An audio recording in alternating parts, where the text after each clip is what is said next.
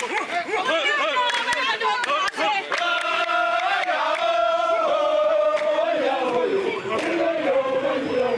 day of Phase 2 of the Chief of Defense Staff Tour start in Kanilai with meeting of the villagers and religious leaders, 20th May 2024.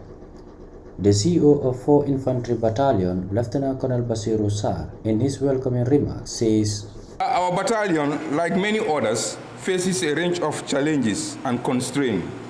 We operate in a complex environment where the nature of threat is constantly changing.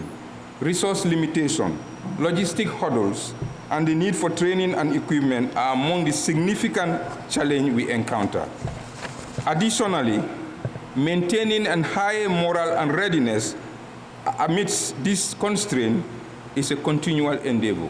Gambia National Army Commander Brigadier General Seth Njai says discipline is always what he likes to talk about with his troops, and it means when you are told to do anything, you will not complain. Again in Farafenni, the wives of the soldiers say they want to be allowed to stay in the barracks when the inter-battalion takes place, but the commander of GNA says that is not possible. Then he also said if the troops want to protect the civilians, they will have to do more. So if you want to protect the civilians that are living in here, where you have a lot of threats, you not only depend on your normal patrols, vehicle and foot patrol, you'll do more than that. And I think another thing you can start doing is trying to dominate the whole AOR. In January, when the Minister of Defense led a delegation, including the CDS, we've been to so many places, and we have heard about complaints that sometimes we have some people intruding into our AOR.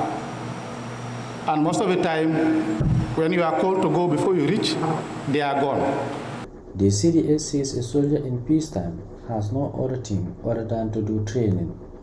General Cham spoke about those having land in the border or inside Senegal and Senegalese having their land in the Gambia.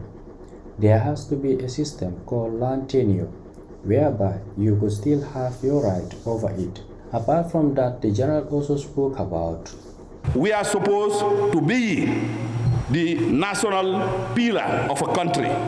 We have to be the uniting force of the country. Soldiers come from across the length and breadth of the country. There is no tribalism in the armed forces. There is no discrimination in the armed forces. There is no sectionalism in the armed forces. Once we put up this uniform, we do not belong to a political party. We are soldiers of the Gambia, and that is why we are called the Gambia Armed Forces. We are created by the Constitution, and the Constitution is very clear as to what the role and mandate of the armed forces is.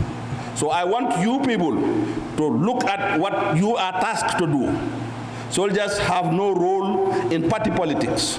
Minister of Defense, while addressing the 4 Infantry Battalion in Kanilai, says, "Let me make it very clear, at the Ministry of Defense, we will make sure we support the armed forces." Furthermore, he says, "Let me make it very clear, the Ministry of Defense, under my watch, will continue to support the work and activities of the Chief of Defense Staff. All that has been happening is that we had a very good roadmap. The Chief of Defense Staff has a very clear directives. He has a very clear policies and programs to run the Gambia Armed Forces. It is our responsibility at the level of authorities to make sure we support that endeavor, and we will continue to support the Chief of Defense Staff. Chief, be rest assured that my office will continue to collaborate with you and to support you." According to the minister, among the activities we are doing at the ministry is we have defense agreement with Senegal, Nigeria, and Morocco. During the Q&A, the EOD, Explosive Ordnance Device, requests that their office be established.